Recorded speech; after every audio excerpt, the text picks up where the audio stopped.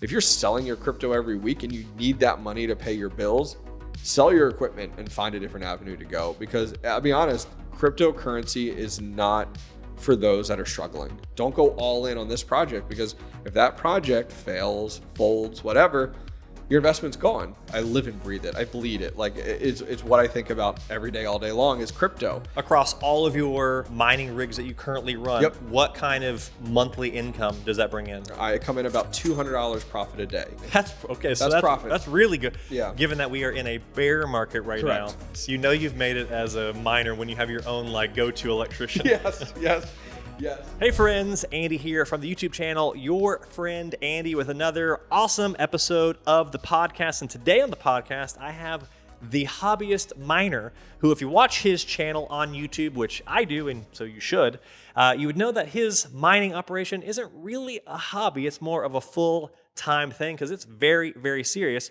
So in this episode, I'm going to talk to him all about that, how much he makes with mining, what his recommendations are and advice if you're new to the space. But also, which I think is really interesting, is I'm going to get into how he balances his 9-to-5 full-time job, his family time, and doing this whole other business and chasing this dream of his. So if you're interested in all those things, if you have a dream of your own and you want to like figure out how to find time to chase it, this is the episode for you. Hobbyist miner, thanks for being here. Hey, I'm excited. This is going to be a blast. I'm excited about this for a couple different reasons. One, I want to get into the mining stuff. Yeah. I want to know origins of that and things like that. But also, there is some interesting aspects to your life that I think would be really helpful. Sure. About like balancing life and work and new ventures on the side, which I think is really interesting. But let's start Okay. by what is the genesis story? When did you first get into crypto mining and like why? Sure, 100%. So I dabbled into it a few years ago and really didn't know what it was. As a homeowner, throwing up a few desktop PCs and using a few third-party programs, and that never took off. It was like, hey, I'm not making millions in the first month, so I'm out. Very naive. And then jump back right around the Dogecoin pump, I would say, is what I like to give people. Last bull run that we had, I was between homes. We were selling one home, moving into another one. My family was living in my mother-in-law's basement. And I was interested in stepping into content creation. And I was like, all right, well, we're here it was about 2 months. So I'm going to spend that time learning everything I can about crypto mining. I had an interest. I wanted to get into it.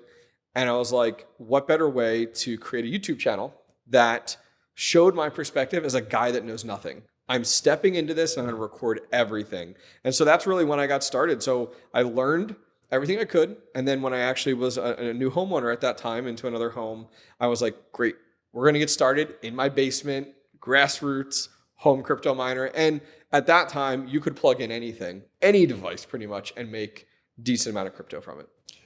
People love the journey. They like to watch Yes. even a complete noob, as long as they're sharing ups, downs, pitfalls, whatever. So what got you like interested in me when you first dabbled in it? Like, Yeah. why did you even decide you wanted to like turn on one of your desktops to mine this crypto thing? Yep. So I have a technology background. I've been in the industry for about 20 years now.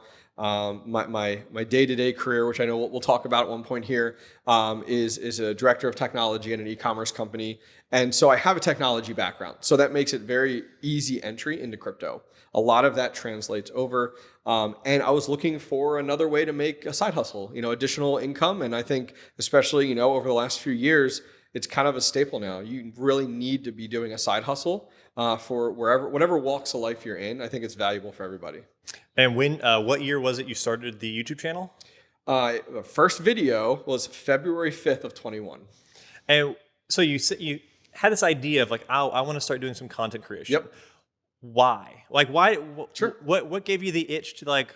It's scary. I mean, Oh yeah, 100%. like putting yourself 100%. out there, putting your voice, like talking in front of. What if people make fun of me? What if they hate me? Like what? So Yeah. why did you have that little bit of push to like try it? Yeah, so I've always wanted to dabble into this, into content creation. And I actually, during that time period, even leading up to it, watched a lot online of like, how are different creators in a space? Because every space is different. And what are creators doing, and what are some creators doing, some not doing? And I was like, okay, I want to do this because I want to share my journey. That was like the underlying thing of like, let me share my journey, almost like that documentary style.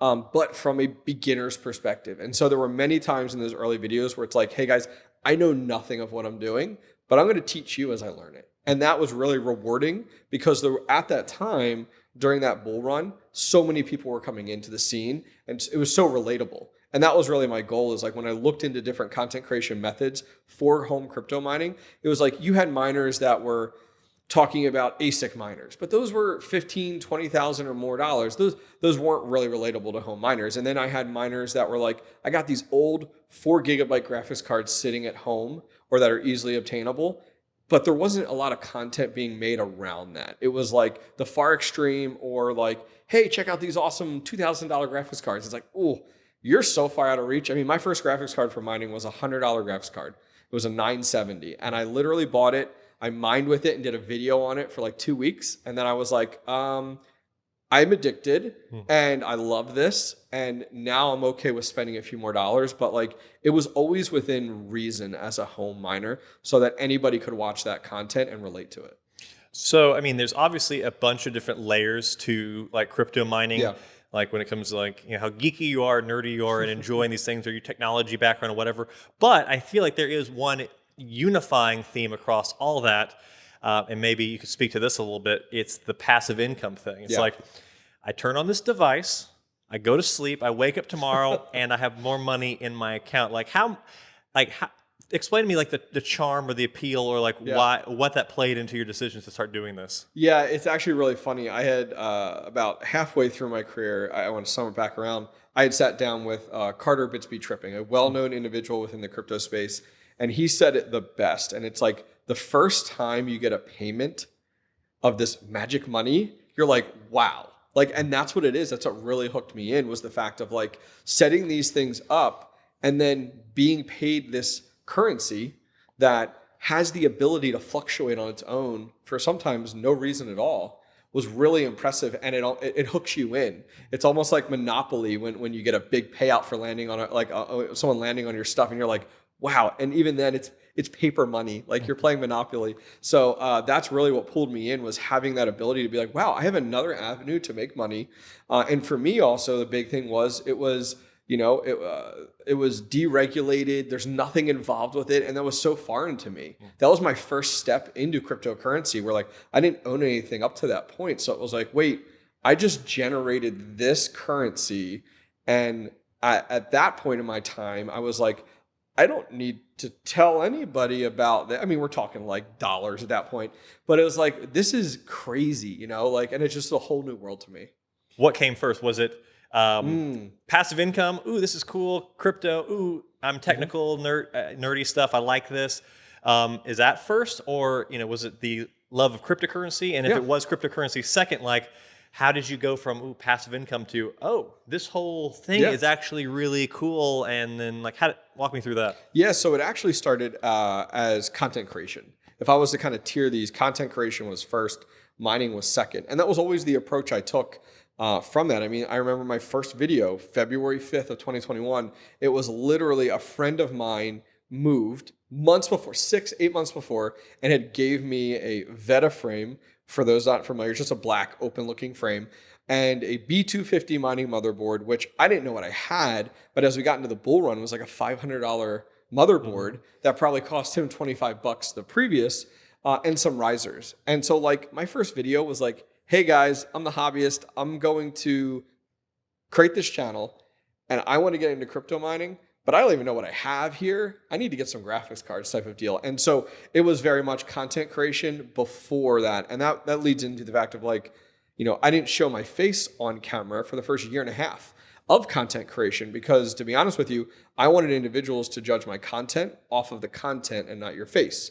Because as we know, everybody judges content instantly. The second you see that person's face during that content, you're judged. Like it just instantly happened. And maybe that's what worked out. I mean, it was 3 months in and I hit 5,000 subscribers. And I was like, think of it. The bull market was running, so everything was profitable. I was a brand new YouTuber trying this out, and most people don't hit 5,000 subscribers in 3 months of content. And I was putting out a video of some kind 5 days a week. And I was using an iPhone 6 SE with a little Rode mic connected to it. And I was just walking around talking and passionate about this. And people were just hooked about it and just like jumped right in on like, wow, I can do this too. You know, I can do this from home. So it was a journey. That's super humble beginnings, but also that's very impressive growth. It took me 6 months to hit my first 1,000 subscribers. Yeah, yeah. So that's super cool. I mean, I think it's proof that if you are really excited about something, if you're really passionate about something, you're going to share that with people. Yeah. It's like infectious. Well, I think timing is a big factor as well. Yeah. Like if I was doing that right now when we're recording this during a bear market, I would not see that growth. But at that time, everybody was searching like Dogecoin or crypto mining or Bitcoin and like how to mine it. And you had so many people just jumping in with one graphics card on their desktop computer. And so the growth was growing as I was growing. So like the scene was just blowing up and the numbers just kept trailing. And it wasn't because I was amazing production. It was an iPhone. And I wasn't doing crazy editing and things like that. I don't have an editing background or creative background in any way. And that growth just continued. And I just rode that wave and it worked out really well. If you could do it over again, would you still go faceless, anonymous at first? Or would you, knowing what you know now, would you put yourself in front of the camera from the start of it? I'm kind of glad I went, honestly, that way. I think, I see a few creators even now in the space that are entering the space that aren't showing their face. And as I tell them when they reach out to me about some of these discussions, I tell them like, hey, if you can make it or get growth now during a bear market with very little new individuals coming into the space, imagine what it's going to be like when the space is just buzzing. So I still feel it was a great way to start off my channel. Cool. So talking about all this mining stuff, obviously, you're called the Hobbyist Miner. You cover mining content on the channel. So I want to talk about some the economics of mining. Sure. But first, a quick word from this podcast sponsor, Relay. If you're like me, then you're either a small business owner or you would like to start your own business one day. And when you do that, you're going to need a banking solution that's truly built just for your business. That means no fees, no minimum balances, and no bookkeeping problems when tax season rolls around, because why would you want to make tax season even less fun? That's where Relay comes in. Relay is an online banking and money management platform that's a perfect fit for small businesses and one I recommend. Again, Relay has no account fees, no overdraft fees, and no minimum balances, which means you get to keep more in your pocket. One of my favorite features is that you can get up to 20 individual accounts, including 2 savings accounts, to organize and allocate income for things like day-to-day expenses, investments, or taxes. You can now earn up to 3% APY on savings with Relay savings accounts. You can create virtual and physical debit cards for you and your employees in seconds. And best of all, Relay makes your bookkeeping speedy and meticulous by giving you ultra-detailed transaction data and directly syncing it back to QuickBooks Online and Xero. And so many more amazing features I don't have time to tell you about here. Really, they do a lot. It only takes 10 minutes to apply for a free Relay account, and you can do it online at relayfi.com/yourfriendandy. Again, that is relayfi.com/yourfriendandy. Okay, let's jump into this episode. And we're back. So, a question that I'm always curious about, I'm sure a lot of people, they find out you're mining, they're curious about.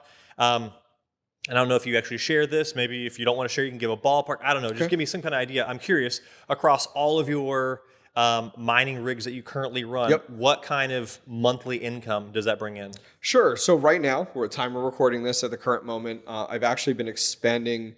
I built a second shed, and have been expanding heavily. A whole shed series. So if you're watching this, go check out the playlist of shed videos. They're pretty cool. Yeah, so I have 2 sheds, one on my current property, one I actually on my electrician's property.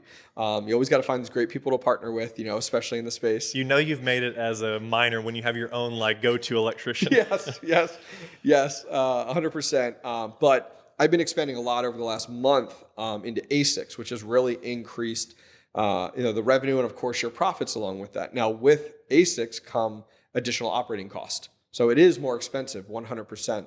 Right now, with everything I have running as a home miner, I come in about $200 profit a day is what I'm looking at right now, which doesn't seem like a lot, but when you look at it through a whole year and you also look at it, and where my mind goes to is the fact of like, I've invested a lot to get all this set up. There's a lot of upfront capital that's involved with that. But my whole plan is, can I get this set up before the next bull run? Because for me, I came into the bull run halfway through it. And by the time I had traction in the capital, because what I was doing was only investing what I was making through YouTube and sponsorships back into the channel. I wasn't dabbling into my salary from my full-time job. Now I have the ability to get ahead of it. I've seen the cycle, a bull run and a bear market. I've seen the cycle. I've seen the grass, is greener on that side. And so for me, it's very much the fact of like, my goal has been during this bear market is getting prepared for the next bull run so I can actually capitalize on, hey, these are already up and running, which is really nice. I mean, $200 a day, $6,000 roughly a month. I'm guessing it's revenue, right? No, that's profit actually. That's okay. So that's profit. That's really good. Yeah. Given that we are in a bear market right Correct. now, I mean, I feel like if you were in that position now, Yep.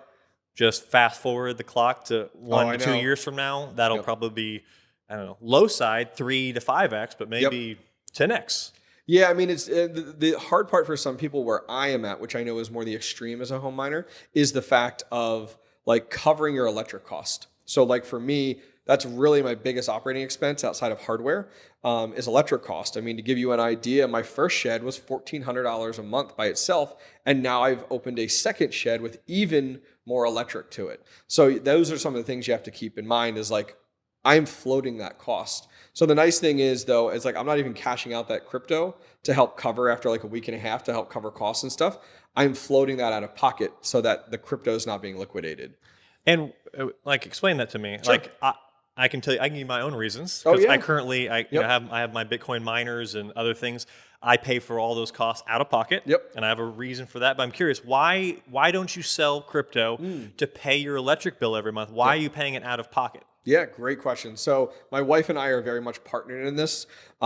She's not like interested in crypto or interested in any of it, but the perspective of the decision making on like, okay, we were in the last bull run and we saw the fruits of that. Mm-hmm. And so now that we've seen that, it's like we are willing to pay out of pocket because we have the faith in the fact that crypto will rebound. Of these cryptos, and a majority of my mining right now is Bitcoin, is what I have with my setup. But I have a lot of diversified across a lot of other hardware and crypto. We believe and have seen it. Like we've seen the bull run where these things can go. So for us, it's like, okay, we could easily cash out and then turn that in, cover the electric costs if we wanted to. But if we can hold out till the next, bull market, it's going to be worth a lot more than what it is today.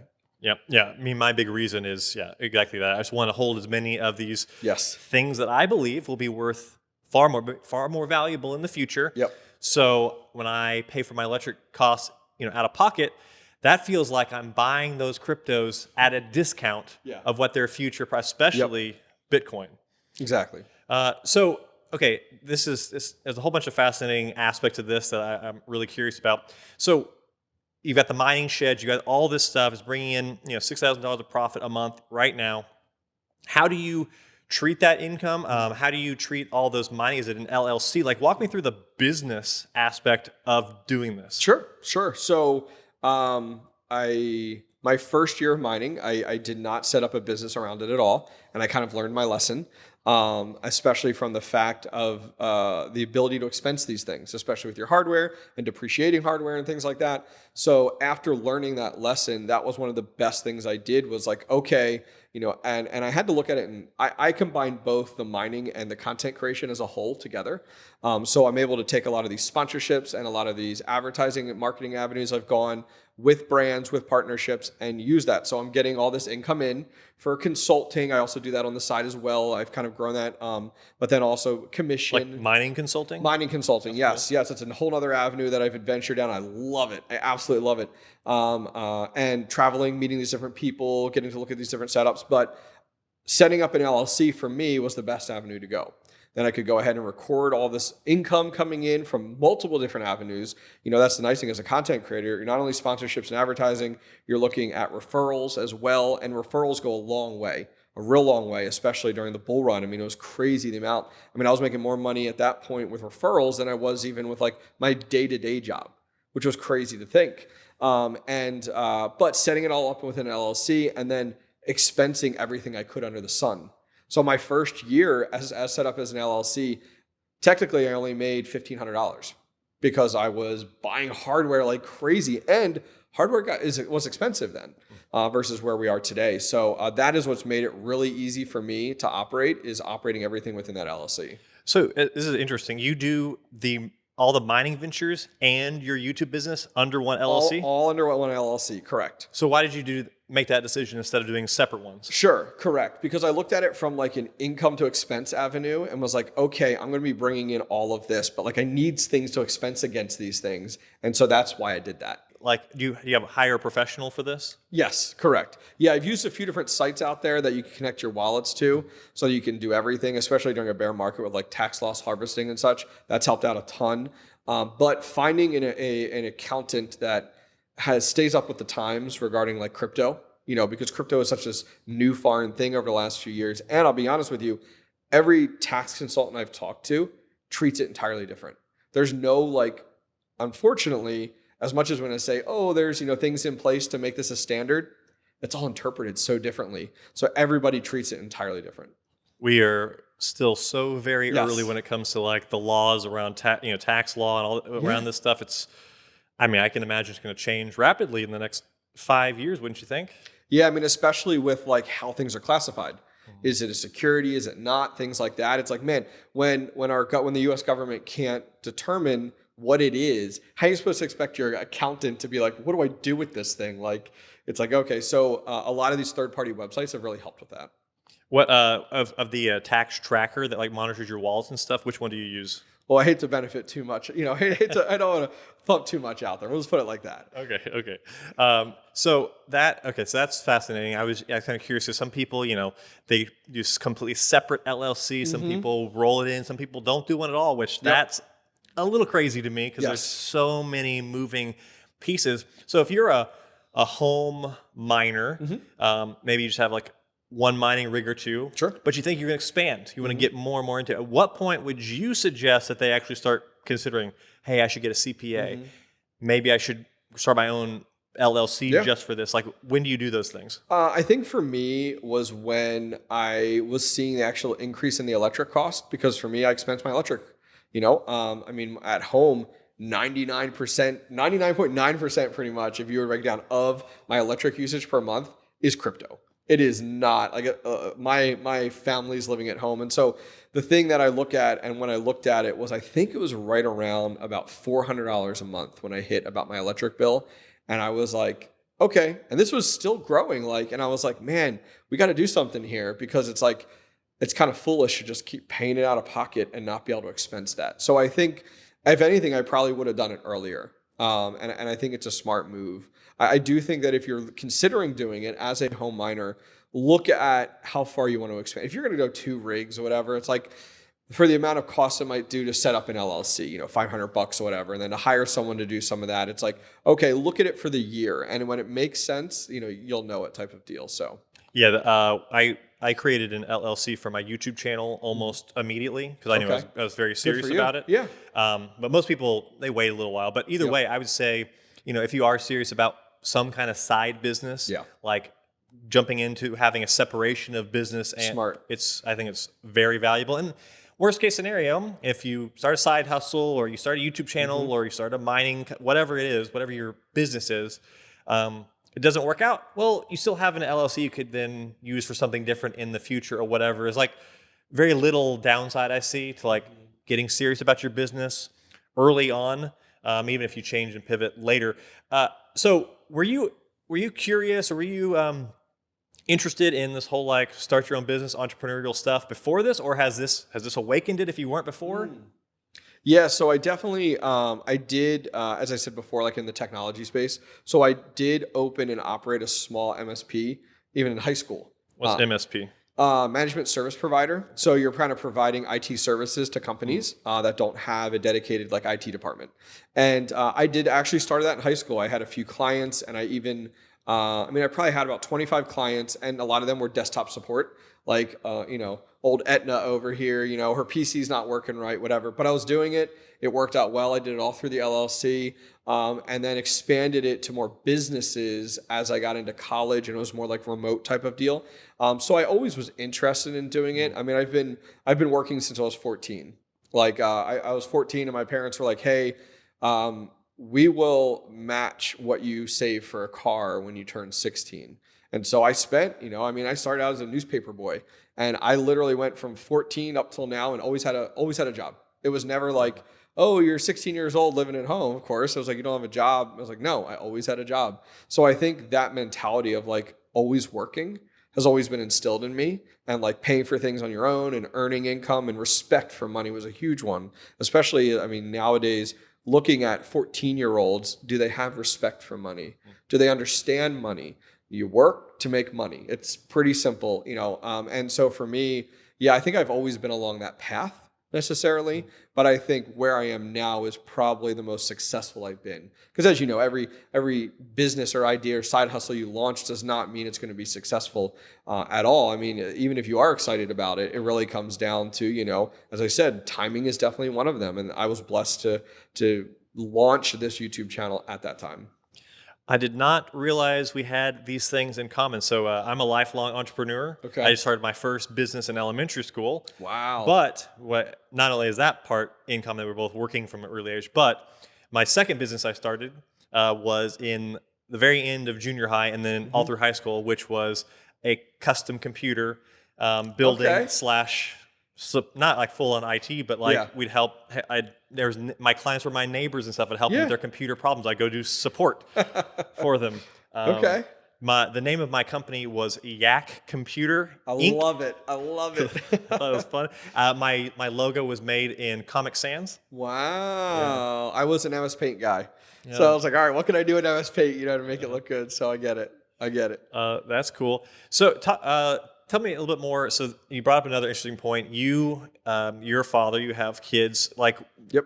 This next generation. So you're talking about this respect of money, understanding of money, like, and not just like fatherly advice to people out there, but just like advice to younger, 18-year-olds or whatever. Like, how do you develop that that early understanding and respect for money, and like see as the power of it, or what it can do for you, or like how you get it? Yeah, we've actually started. I have 3 kids, and they're 10, 7, and 3. And we've actually started all of them out super early. So they all work or do chores of some kind. And when they do chores, they earn X amount for each chore. And when they don't do that chore, they don't earn that. So right away, showing them the value of when you work, you get this. But hey, Andy, you didn't, clean the bathroom today or whatever, then you don't get that part of that, allowance type of deal. And then what we've done from there is we actually have all 3 of our kids are set up with 3 jars. Give, save, and spend.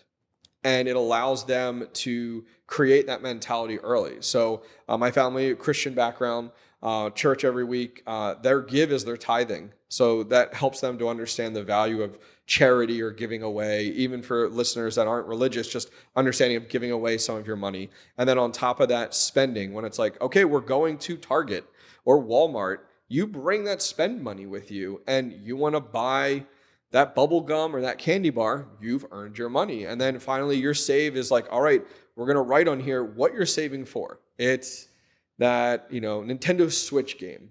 Great, you save for it. And we're not talking long term. Like, my kids right now earn $5 a week.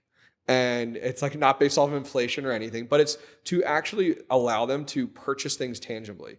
I don't know the last time I went to a store and my child was like, can you buy me that? My kids go, I brought my money. And even we've even got into like a loan where it's more of a, oh, you forgot your money. I will loan you that money to cover you. And it's just these basics and just starting out with that in childhood. And it's worked out awesome. My kids don't throw fits in the middle of a store because they want that candy bar or because they want that toy. They understand like they don't have enough money. They can come back and my kids will calculate out how many weeks do I need to do all my chores in order to earn that. So that's how my wife and I have really brought up our kids to understand the value of money and to respect it. And that's been a big one. That's super cool. I mean, I guarantee you there's people out there who are like, that's, too early. That's Oh, too 100%. Yep. whatever. But like, I think that's super valuable because I feel like most people grow up and they don't have any Yep. concept of Yep. money or this or that. I know that, I have wonderful parents, but that's just one thing we never really talked about. So I had very bad habits, college and stuff, in debt and stuff. I didn't understand credit card and how that really worked. And I had learned some very tough lessons. Not to say that, one of your kids won't have, everyone makes mistakes and stuff, but still, like, it's very valuable to have some concept of that going into adulthood, because when you don't, it gets expensive and you have to like back yourself out of this hole. I think in today's society, even in our current education system, we don't do a good enough job of like educating people on budgeting and like credit cards and financing and loans. And so unfortunately, we graduate from high school and we're like, I want these things, I'm going to get a credit card. And so the downside is like, we just don't understand money.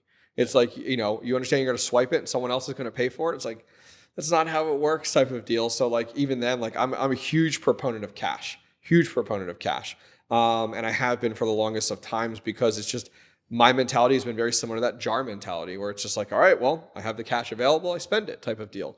It's not for everyone, as you had said earlier, where it's like some people are like, whoa, that I can't go that avenue. It's like, I get it. And everybody does it differently. But I've seen the value of like instilled in my kids, where it's like, wow, this is, my kids are managing their money. Even my 3-year-old, who earns 50 cents a week for emptying the silverware from the dishwasher, but he still goes and puts it in his 3 jars. And they get to decide what jars they put it in. So they're making decisions, give, save, spend. And then it's awesome. It works out really well. But as she says, not for everybody. That's super cool. I mean, I don't know if this is still the case, but when I was in college, I remember Wells Fargo came to campus and they had free pizza and a application to fill out for a credit card. And I got my first credit card with like a $5,000 or $10,000 limit, 29%, 35% APR, something like that. So I got my pizza and I got to sign up for a Wells Fargo card, which was my first one.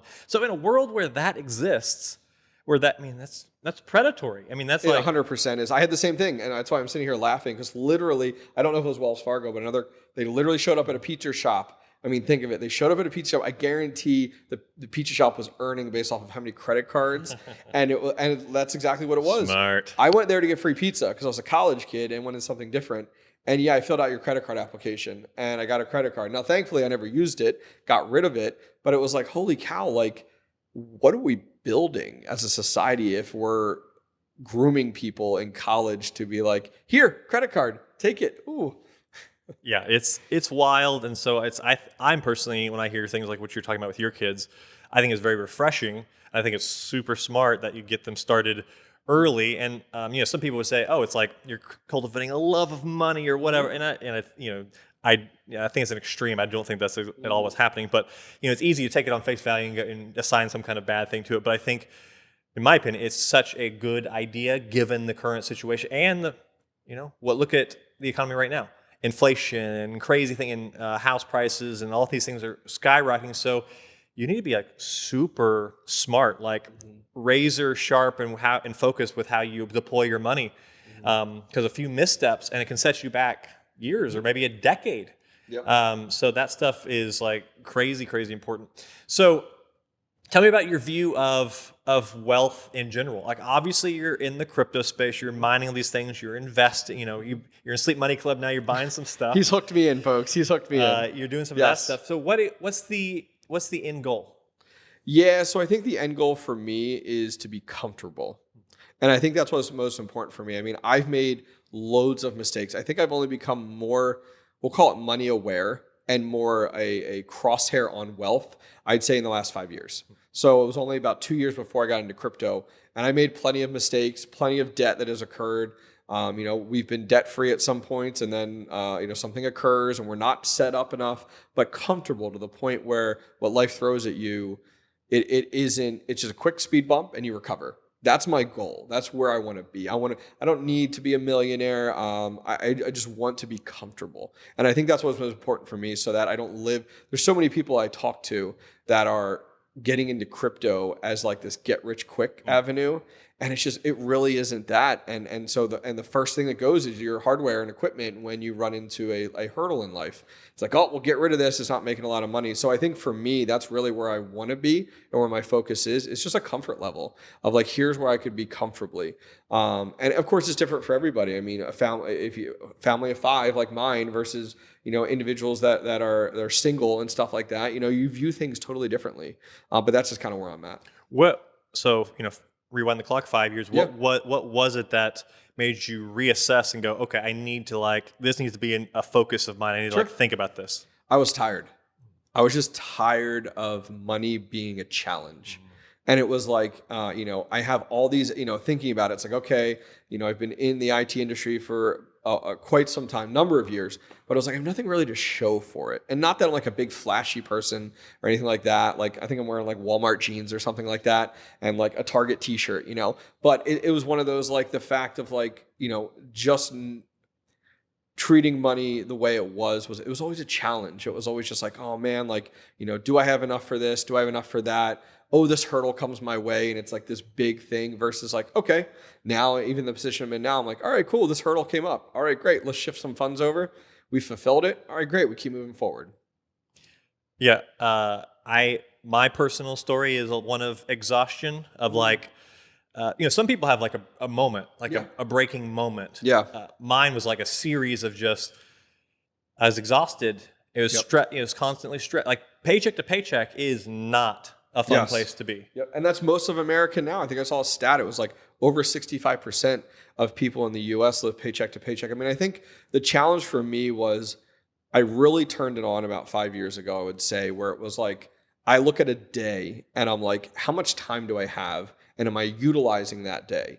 And I think that's a big difference between someone who's like, all right, I worked my 8 to 4 every day or 9 to 5 every day. And now I come home and I've earned sitting on my butt, doing nothing for the rest of the day. And I'm total opposite. You and I have talked about this in person where it's like, man, I am up at 8 o'clock and I'm in bed at 1 and I am go mode that entire time. And even my wife laughs about it. She's like, you don't rest unless you sit on the couch. And if I do sit on the couch, I fall asleep because I'm just so tired of working. But I love what I do. I love my full-time career. I love YouTube content creation. I love, crypto mining. So that's the kind of thing, unfortunately, even in today's society where like you can't get by without working a side hustle.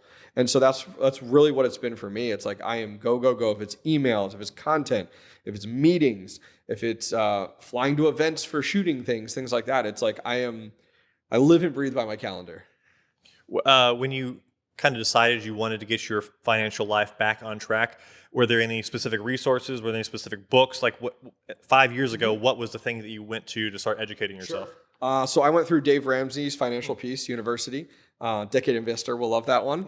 And but shout out Colin. Yeah, that's right. I went. My wife and I actually went through that and really enjoyed it. And it was very much like we've been dumb. We've made stupid decisions. And our church was hosting it. And we went to it and kind of came out of that of like okay, we really need to revamp things. It's like, man, like we're getting by and we're doing okay, but we're just living paycheck to paycheck because it was like spend what we have versus, building wealth, finding avenues, and things like that. And so that's really what did it for us and kind of kicked us into gear. And then it was like, okay, like, we have since ventured some of those things we stick with. If you talk earlier, I was like, I'm all about cash. That's one thing I've held on to from that. And I've been doing that for years now. And I love it. And I'll talk with people and they're like, wait, you're paying for cash with that? I'm like, yes, cash 100%. Like going to buy a vehicle and it's like, we're paying cash, but some people live and breathe. And some of your audience I know will choke on this. I do not own a credit card at all. I own debit cards. And I know you got what if you put it on your debit card? I get it. But it's like, for me, I made a lot of those mistakes early on in life where it was like credit card debt, put it on this, put it on that. And so I made a vow to myself, which was like, I will not own a credit card. So everything I have is debit card. I don't own points. I don't have loans. And yet I still have an 830 credit score. And some people can't compute that. They're like, I need to have a credit card. I need to have that car payment. And I'm like, no, you don't. My credit's awesome. What are you talking about? So it's just, it's a totally different mindset. So I don't, there's a lot of things I like Dave Ramsey's stuff has actually helped me quite a bit. There's a lot of things I do not agree with that Yep. he does, but I think people who choose to do the absolutely no to credit card kind of a thing get a lot of hate, and I don't really get it because. And I'm not going to equate you to this. No. But it's like if you have an alcoholic Yep.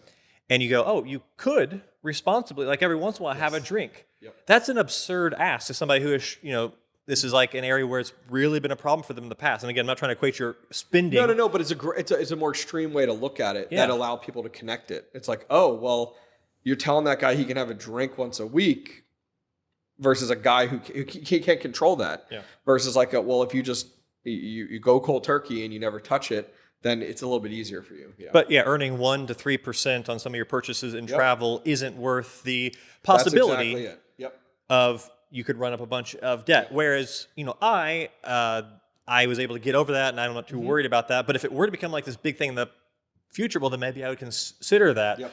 But I think that's, a lot of Dave Ramsey or whoever. My first book was I Will Teach You to Be Rich by Ramit Sethi, which is a very different approach. Yep. 100%. There's a bunch of different paths up the mountain, right? Like they all get, as long as building wealth and like building a future for yourself is the end goal. Exactly. Who cares how you get there? Exactly. And I totally agree with you. And it doesn't work for everybody. I have friends that are so passionate about credit card points and groceries and gas and flights and free points. And I'm like, I get you. And if that works for you, awesome. I'm like, but for me, I've seen that side of things. And I'm like, I don't want to go back to that guy. So I'm like, okay, I'm okay with not earning those extra points. And, oh, it's free money. No, it's not. You got to spend money, type of deal. But for me, it's like just as you said, as like an alcoholic situation, it's like let's just not tempt it, and then I don't have to worry about it. So are you full on Dave Ramsey in that you're currently you've either paid off your house or you're working really fast to pay off your house? Yes, 100%. Yes, 100%. That's where we are, and that's and life throws hurdles at you, and sometimes it steps back a little bit. But that's kind of our goal right now is to get exactly that. And I can't wait to that point where it's like, hey, and that's where crypto comes in quite a bit actually, where it's like my wife and I. If we were totally 100% Dave Ramsey, we wouldn't touch probably crypto. We wouldn't touch these avenues of like believing in spending this money and expensing in order to this hardware. We would not go that route. But for us, we've also seen that side of crypto and we're like, oh, this may fast track us getting to where we want to be with our wealth, but we need to be a little patient. Could be a year, could be 2 years, all based off of when you think the next bull run is going to be. But I know for a fact, I'm already like, I will be liquidating some crypto, significant amount, during the next bull run just to get to that point. Crypto can be a get rich quick without just needing to get lucky, as long as your definition of quick is not a few months, but actually a few years or like 5+ years or something like that. Yeah. It's all about framing that what is fast. Yes, and it's different for everybody, and that's when like I talk to these people and I find out I talk with all different walks of life from all over the place regarding crypto, and people interested in getting into it, but they want the profits, but they don't want to spend the money to get there, and it's like that's really hard in crypto because like as you know, when it comes down to hardware or nodes or projects, you do have to invest into it to make something out of it, and it's not quick. It's not this month. It's not next month. It could take 18 months, 24 months before you're like, you ROI on those things. But you have to be okay with that. And so that's really the hard part for some of these people. It's like, I want to get into crypto and I want to make Bitcoin. Great. Well, you can buy it, which I always recommend. Like a lot of these people, I'm like, I don't think crypto mining's for you. Why don't you just dollar cost average into Bitcoin every week? Oh, okay. And like, then you don't have to buy the hardware. You don't have to do all of that. I love mining. But when I got a guy who's like never set up a computer in their life and they want to get into crypto mining as a home miner, it's like, what's your end goal? Stack Bitcoin. Then let's eliminate all this and just invest. So before I want to jump onto the tail end of that though, but first I want to backtrack for one split second, talking about the Dave Ramsey stuff and financial, getting back into the financial good routines. When it comes to emergency fund, one, do you keep one? And then two, you don't think of it dollar amount, but like how big do you keep it in terms of like monthly expenses? What's a comfortable place? Sure. So right now my wife and I operate at 6 months of full expenses type of deal. And the reason that is we're not keeping more is because of the fact that I'm almost carrying 2 jobs. And so my full-time career and then YouTube content creation and stuff. So if one of those was to disappear, I would still have some type of income coming in. That's why we only do it in 6 months. Yeah, I think I'm even with even if I had if you're a person with like 4 jobs, maybe still like 6 months in this climate. You have to. It feels prudent. Feels smart. Okay, the thing you said there at the end of the talking about crypto and getting into it, and me joking about getting rich fast in 5 years, which some people are like, that's forever. Yeah. How do you cultivate? How do you change your brain? How do you build the habit of going? I'm going to stop thinking short term. Like, how can I turn this crypto into profits next month? And how do you start thinking about this investment over the next couple of years? How do you make that transition? Yeah, with crypto for me, it actually was the first year I got into crypto. I made a commitment that I would not sell anything. So it was like, I'm going to hold everything. So my entire first year, I was just stacking and holding on to those. And that was during a bull run where it was pretty fruitful, to be mining. Now, I started out my first year not even owning a graphics card that supported Ethereum. So for those not technical, Ethereum was the most profitable thing with GPU mining, and you had to have a graphics card that had 6 gigabytes of memory or higher. I didn't even own one of those for my first year. It was all 4 gigabytes. So I wasn't even mining the most profitable thing with graphics cards. I mean, we were a low tier hardware type of deal, but my mindset was like, okay, here's an example, which I haven't really done in life, which was making a currency in this case, and then sitting on it. So for that first entire year, it was like training wheels. It was like, oh, I'm not touching any of this. And why did you make that? Why did you decide you wanted to sit on it? Because I didn't need it. I didn't need it at that moment. And it was like, okay, I don't need that. I don't need to convert that to pay for electric because I wasn't using that much electric. I could afford to pay for that out of pocket. And I think that was a very good lesson of like, what would money or currency or whatever look like if you earned it, but then never touched it for like at least a year at that point. And then after my first year, I was like getting into things and I was like, okay, I want to put these into different projects that I'm more passionate about. And that's kind of like where Flux came along and things like that, and Bitcoin and things, because I wasn't mining Bitcoin, but I had an avenue to get there. So it was a good learning experience my first year into things. So I think something you said there is very interesting, which is the not needing it part. Mm-hmm. And I feel like and tell me if you agree with this, I feel like a lot of people I encounter in the world of crypto who are especially earlier on, they overextend. They put a bunch of money into 100%. Things and they need that to pay their bills and stuff. Yeah. So, I mean, I think what you're saying, and maybe you can expand on this, is that like you got yourself in a position where you're using money in this new hobby, hobbyist miner. Hobby. It's still a hobby, even though people are like, this is not a hobby for you. And it isn't. I get it. Because for now, it's a career. It really is. But this like hobby thing at the time, and you're able to use money that, and maybe tell me if this is true, that you didn't really care if it went to zero. Well, correct. And that was the nice thing. It didn't directly affect me too much. And that was the smart thing where it was like, I could sit on this, not do anything with it. It could all go to zero. I mean, I remember I had boatloads of Raven coin then, like look at Raven coin now. Yeah, it was a great opportunity. It was also a good like self-control type of thing, which I'll be honest, I needed. I needed an avenue of like stacking and sitting on some type of wealth, whether it was crypto or fiat in that regard. And that's always a hard one with people when I talk with them, because I don't want to dismiss like, hey, crypto might not be for you if you're mining and then you're like, yeah, but I need to liquidate it the same day or liquidate it the same week. And I'm like, why are we doing this? Let's talk through it first. Because when it's like, hey, I need the money, and it's like, go out and get another job then. Don't rely on crypto to instantly convert. And to be honest with you, if you're selling your crypto every week and you need that money to pay your bills, sell your equipment and find a different avenue to go. Because I'll be honest, cryptocurrency is not for those that are struggling. It really isn't. It is not the light at the end of the tunnel, because it is extremely expensive. Yeah. You're not getting, even now where I'm at now, like in a bear market right now, making $200 a day, I probably have, between all the hardware that I have, the sheds, the time, if you added labor to it, it's probably $250,000 worth of all of that over the last few years. Infrastructure, hardware, everything. And it's like, that doesn't come from nowhere. So yeah. That is a great take. I totally agree with that. I have people who will message me or comment or send me an email and say, I've only got $500. Where do I invest this in crypto? And I think what you just said is kind of what I would say in that, it's not sexy, but it's don't invest your $500. Go get a side hustle, go get another job and make more money. Yep. It's super not sexy. It's a lot of hard work. No one wants to hear that advice.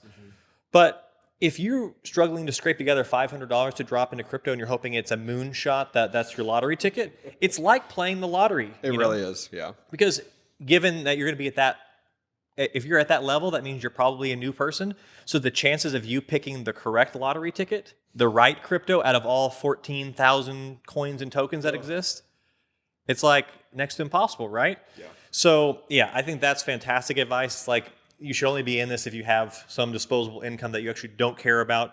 And you're doing some responsible things you have some extra money you can invest, you're doing responsible things with that. And then on top of that, you have some extra money too that you can start learning and playing around in this space. And then maybe this was your experience, but I assume that most people doing this are going to learn some tough lessons right away. Oh, yeah.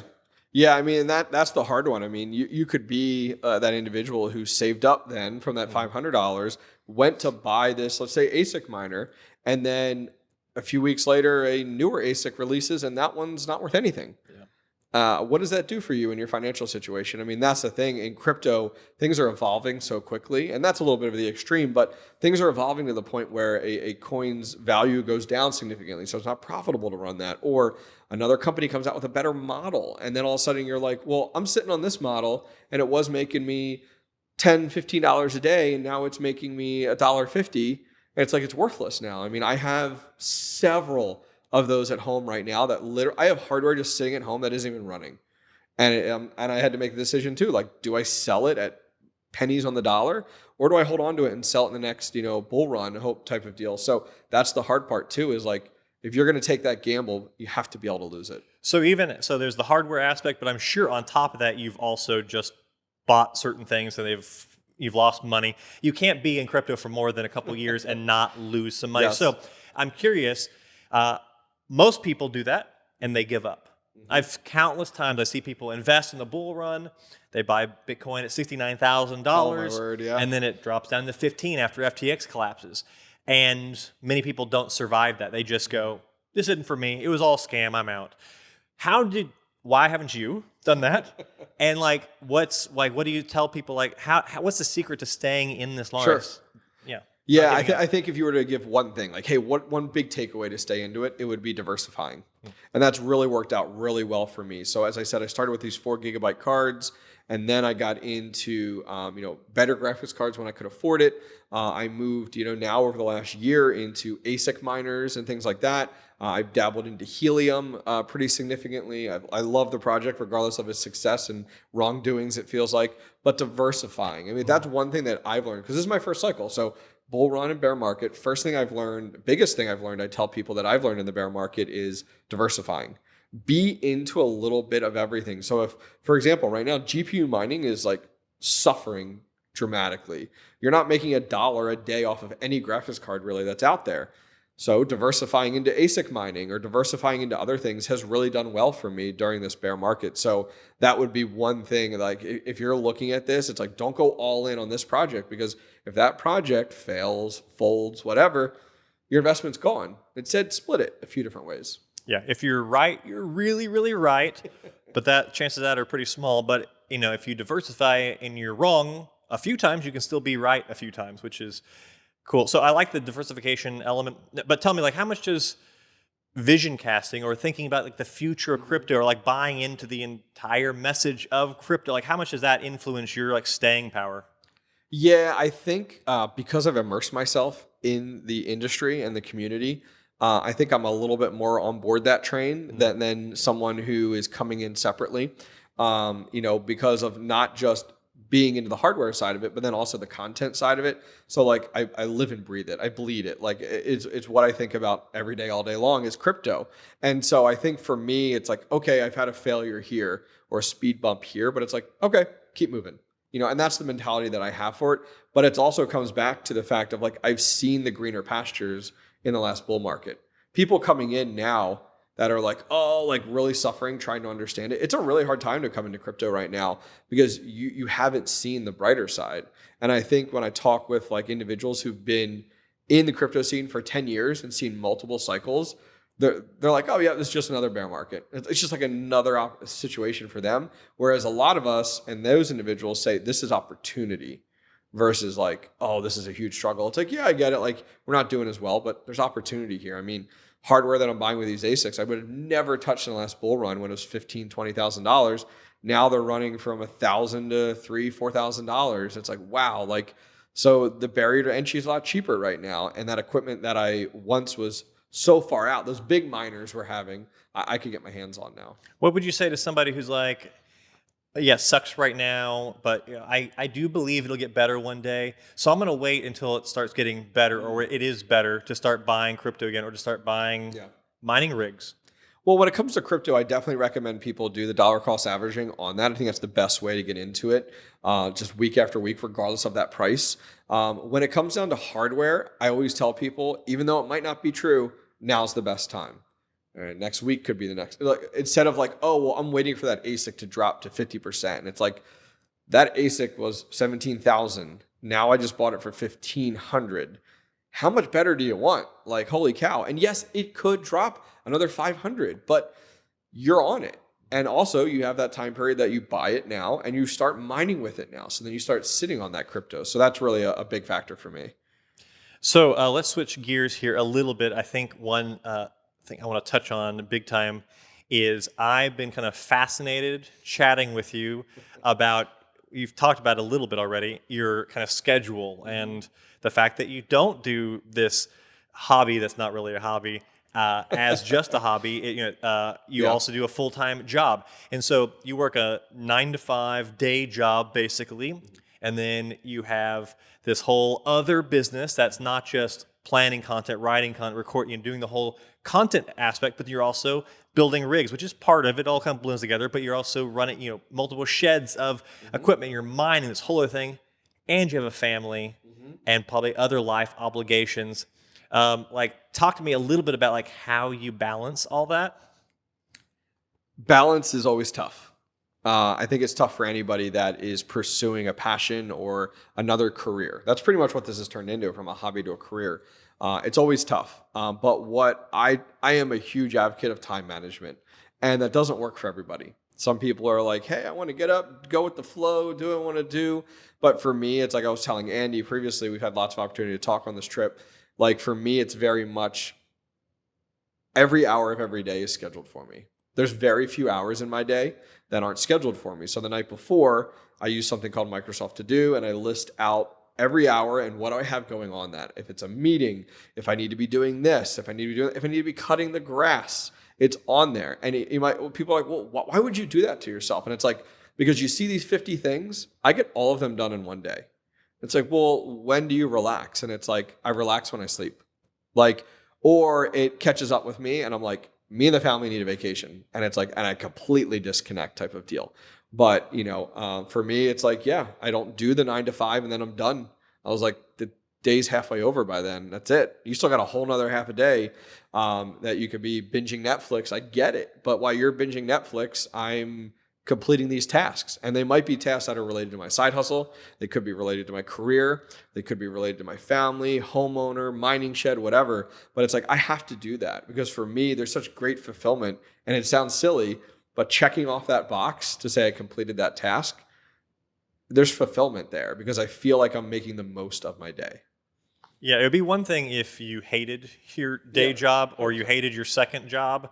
Or something like that. But I think the fact that you really enjoy these things probably makes it a bit easier, more palatable too. I'm curious though, so you have this very, packed day and you're doing all these things and you just said, you have it scheduled for you when you're going to mow the grass.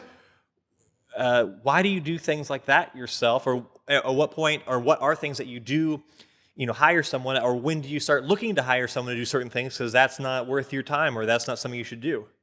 I have somebody cutting my grass right now. So I'm away. Awesome. I'm away. Yeah, I can't fit it in. But over the last 2 months, I've only cut my grass maybe twice. because I've been like, okay, I could hire someone or I could do it myself. And I've started to look at things in life to figure that out. So like this year for content, not only am I recording my content, I'm also editing it. Well, this year was the first year out of this entire journey that I hired someone to do my thumbnails. I don't have a graphics background. I'm not a whiz in Photoshop, but I taught myself a lot of YouTube, and I was getting by. But I was spending 3 hours a night on thumbnails because I'm not a whiz on these things. And so that was something that I was like, how can I be more, the value of that time is a big one. So I was like, okay, there's 3 hours for 5 videos a week. So now I'm 15 hours a week. I was messing with thumbnails. And I was like, I could record so many more videos then. I could get X amount done. So I was like, okay, we're gonna sub that out. And that was the first thing I did in that approach, where it was like, someone else is gonna do a better job than I am. And it's going to cost me less than what I think I'm worth per hour, significantly. And my brand's going to value from it. And so that was like the first step I took. Now I still do my editing of my own videos because I think it's hard to find someone who understands the space and understands what I'm talking about. A lot of people I've talked to that have editors, they've gone through a lot to get to where they are because I've gone through 5 editors because, whatnot. But yeah, that is something I'm slowly getting into of financially I can afford it now. So it's like, okay, what things am I putting off and allowing someone else to take up? But I'm going to do something with that time. It's not like 15 hours where I was doing thumbnails where it's like, those aren't going to be used for anything else. It's just changing focus. I think it's important that you be self-aware to figure out what the balance is, because if you are trying to get your financial life in order and trying to, get your ducks in the row or whatever, it's very easy to be just frugal as much as possible. I'm not going to hire someone to do it because I can save money if I do it myself. Correct. But at some point, and I think this is what you're talking about, is you have to be self-aware enough to go, I'm doing certain things. Now my skills are worth a certain amount.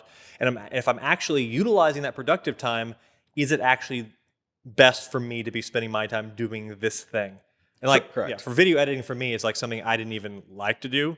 Yeah. And it's like hire that out, get someone who's better at it than me and who can better utilize that time. So it sounds like you're kind of on that journey of figuring some of those things out right now. Correct. Yeah. And I mean, I think it subbing them out opens opportunity. But like a great example, talking to young content creators or individuals in the space, people come in and they're like, hey, who's your thumbnail editor? I'd love to use them. And I'm like, I don't mind telling you. I'm like, but I don't recommend that, your brand new channel, you sub that out. That's money out of your pocket. I'm like, the money I'm using is coming from my brand and what I've earned.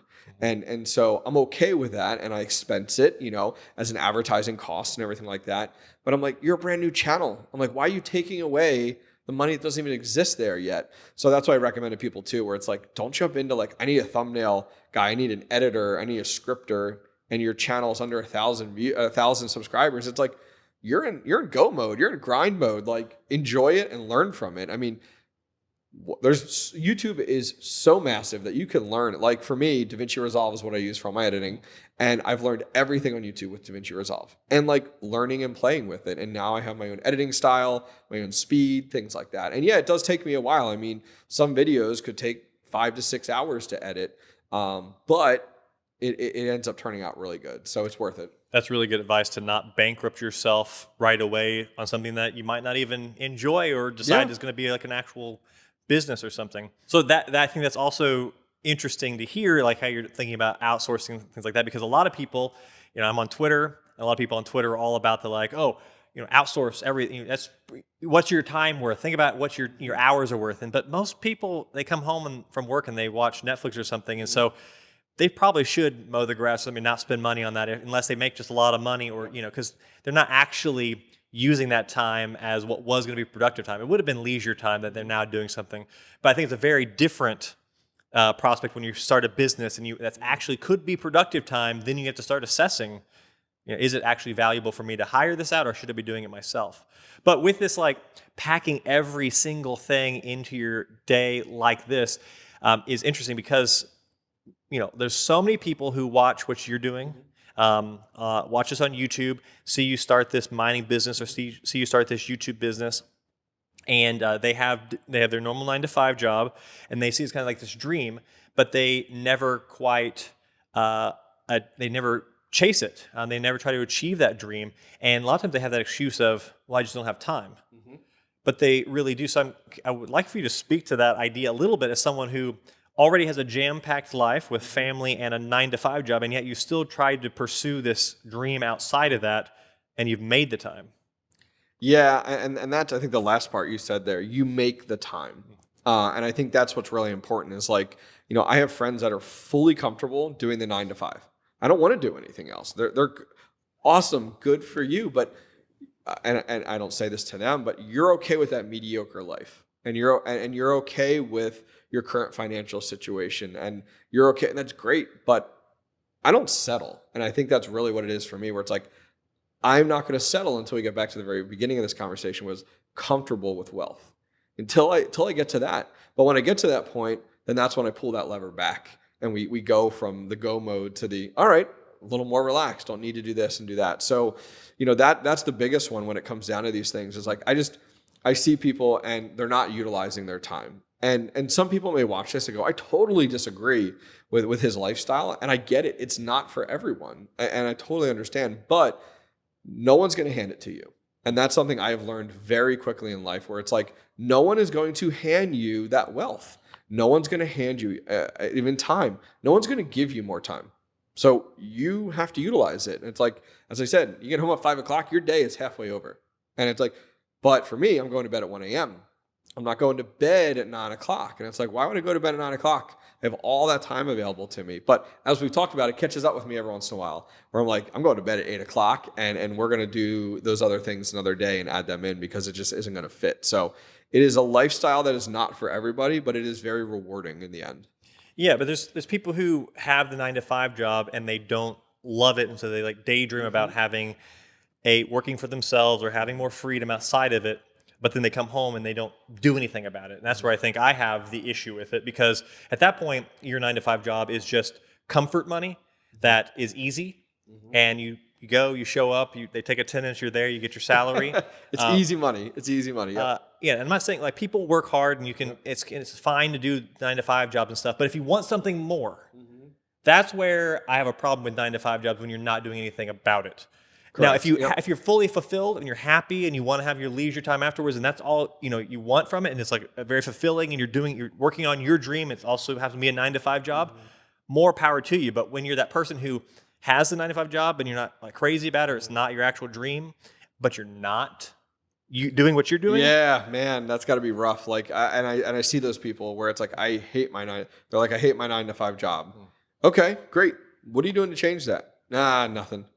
Okay, then you're going to be exactly where you are next year, next month. And it's just like, unfortunately, I don't want to call it laziness, because I don't think it's laziness, but people are content. Yeah. They're content with that lifestyle. And okay, great. Like, you have to exist so I can exist, because I'm on the other side of that spectrum from there. And that's what it is for me. And like, I'm lucky because I do have a job that I enjoy day to day, that I do from my 9-to-5. And people ask all the time, even Andy all the time, is like, when are you gonna quit that one? And it's like, you know what? It's like, maybe when I hit that comfort level, when it's like wealth is at a comfort level, and then it's like, okay, I can take that risk from one income source because I have several other over here. And that's the nice thing. And when someone has one income source, they can't do that. That's it. And that's why for me, I'm like, man, I remember the one time I sat down and started to go through all the different income sources that I have. And it's around 10. It's around 10 different opportunities that I have all over the place, where it's like, oh, well, I'm earning here. And you kind of forget that sometimes, of like, you do have all those other income sources. They're weighted differently based off of what that actual revenue is per month. Yeah.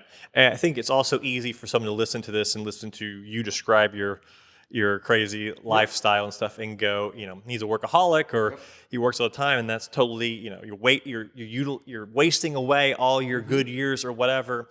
And I'm curious if this is also your take, but my view of that is that wealth accumulation is one effective way of buying yourself time, because if you get enough, well, then you can scale back how much you work, and you can do other things in life. But most people, if you just work a 9-to-5 job and you just invest 10% of your paycheck, and that's generous for a lot of people, you're probably going to be working until you're 60 before you have enough where you can get that time back. And by doing what you're doing, and which I've done what you do, and I currently work a lot. Like you, I love what I do. Yep. I wake up every day, I'm excited. I don't have a case of the Mondays. I don't have the Sunday scaries. Yep. But I put in that time because I know that every moment I put in now I get back tenfold in just a decade from now, maybe. Yep. Which is decades earlier than most people get it. Is that how you view it? Yeah, for me, it's like, man, I don't mind the grind now. I'm young, I'm healthy, not a problem. Versus do I want to do a 9 to 5 until I'm 65 and then realize there's not a pension there somewhere or Social Security doesn't exist, and oh crap, inflation is so high that everything I saved is not going to get me through. And then it's like, well, what? Now am I working a full-time job at 65, 77? It's like, man, why wait? I think you always post this on Twitter, which I love it. It's like, why wait to live your life at 65? Like, why? What are you doing? Are you working 65 years just to go ahead and enjoy 20 of them? It's like, and it's great perspective though. And it really is. It's like, no, I want to get comfortable with wealth now so that I can live, sooner than later. Yeah. And I say a lot of those things, full well knowing that, like, my father, for example, worked until he was 65 and retired, but he provided a great life for me and the family. And everyone makes different decisions, and there's different outcomes, and you have different opportunities. But if you're someone who's listening to these messages and it's something you're thinking about now and you're not already that age, and you feel like you have the ability to build something else on top of what you're already doing, and maybe buy yourself that freedom at 65, at 55 or 45, or maybe you're my business partner, Colin, the decade investor, and you started at age 17, you probably buy it for yourself at 35. Insane. I love it. You're just turning the dial and bringing that freedom time, sooner and sooner. And maybe, you don't achieve it until 55 or 65, but maybe you buy it for your kids, which is also a very admirable thing.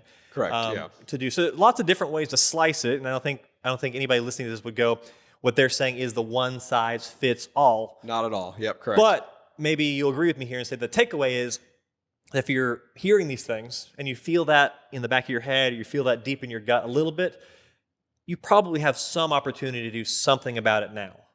Yeah, I mean, that's the big one. It's like, most people, I would say your audience that is listening to this, they're already operating a side hustle. But if they're not, it's like the world we live in today, a side hustle honestly, it's a requirement. With the current economy, with current inflation, with the way things are going, it's like, man, what if you did a side hustle and it was only like 5 hours a week, additional hours a week? Great. But you were able to dump that into an IRA or 401k somewhere. Now you're investing more than what you were. I think it's just really looking at your time, for people that are watching this, and it's like looking at your time and determining, like, are you maximizing it? And I'm not saying do what I do, 100% don't. But what I'm saying is, pick up a side hustle, pick up maybe 2 side hustles, because the additional income streams, and for me, it's what I'm seeking, is comfort with wealth. And that's what I'm looking for. Like, how awesome would it be if you could be more comfortable in life? The stress, remove that stress of money. Like my wife and I, when we first got married, one of the big things was like, money will not be a stress point for us as a couple. So we're like super transparent about everything. We do the whole, like, we all have shared accounts. We build our budget together each month. It's like, because why? You can eliminate that hurdle type of deal. So now, even if you're not married, it's like, don't make money a stressor. So yeah. Yeah, I think that's super, super smart. So here at the very end of the podcast, I would love it, someone who has now been through a bull market and who's going through a bear market right now, maybe kind of general invest advice, but also crypto specific. I would just love it to, like, if someone who's watching this, maybe they've thought about giving up or they're brand new to the space, like, what would you tell that person right now? Sure. So someone that's in it, that's thinking about giving up on crypto and like, oh, I'm going to sell my stuff. I think the best advice I can give there for them with investing too is, one thing I've learned too is being willing to pivot. If you're going to sell that hardware, what are you going to do with that cash? Reinvest it and do it. Many people I've talked to will say that they actually sell their hardware in a bull run when it's most profitable, and then they build up stuff during a bear market. So I think it's like, instead, constantly just be looking at investing, like avenues to go. Even if it's like, I was talking to someone the other day and they wanted to get into Bitcoin, brand new. So here's a brand new opportunity. And it was like, great. Can you afford $50 a week? We're not talking big money here. It's like, yeah, okay. Well, invest $50 a week into Bitcoin. And then maybe the next week, why don't you take another 50, but do into altcoins? And then the next week back to Bitcoin, back and forth. And it's like just getting your feet wet and getting comfortable and investing in it. And you can afford to lose that, right? 100%. Awesome. Great avenue to go. So for someone new coming into the space, I think it's a great time to get in and learn. Don't rush. Don't come in and rush and be like, I need to buy all this hardware and invest 50 grand. No. Baby steps into it, because the scene pivots with crypto so quickly, where like one thing could be super profitable one week and then a few weeks later it's not. So for someone new coming in, I think that's a great avenue. And then also with people that are looking like, is now my time to get out? And maybe your time to get out of crypto mining, but you don't need to get out of crypto. Get out of crypto mining, sell your hardware if you need to. Okay, fine, I get it. But find other areas, diversify is my biggest lesson that I've learned. Diversify with your investments now, because you never know what's going to pop off in the next bull run. Yeah, I think that's great advice. And I think the kind of, doing little baby steps of investing is really good advice. And to tie it back to what you're saying before, I asked you that question about, people looking at getting a side hustle or almost needing a side hustle right now. In the I think it's the episode before this, I ran a calculation on the podcast of if you were to get a side hustle that only took up like 2 to 4 hours of your time a week, and it paid you $150 a week. If you invest at $600 a month for 20 years, it's like 350 to 400 grand. That's crazy, yeah. Just is it millions of dollars? No, but would you rather have zero or would you rather have 400 grand? So it's like the decisions you make now, even if they're little, can have these major repercussions and like great, results later. So that's really great. Well, hobbyist miner, this has been fun. It's been a blast. This is awesome. I'm glad I could finally have you on the podcast. We had to come all the way here to Fort Lauderdale for the Flux Cypherpunk. Had to get me in person, but we finally did it. Yeah. So if you are listening, thank you for listening. And if you're sitting across from me on the couch, thank you for being on the couch. Thank you, Andy. See you guys next time.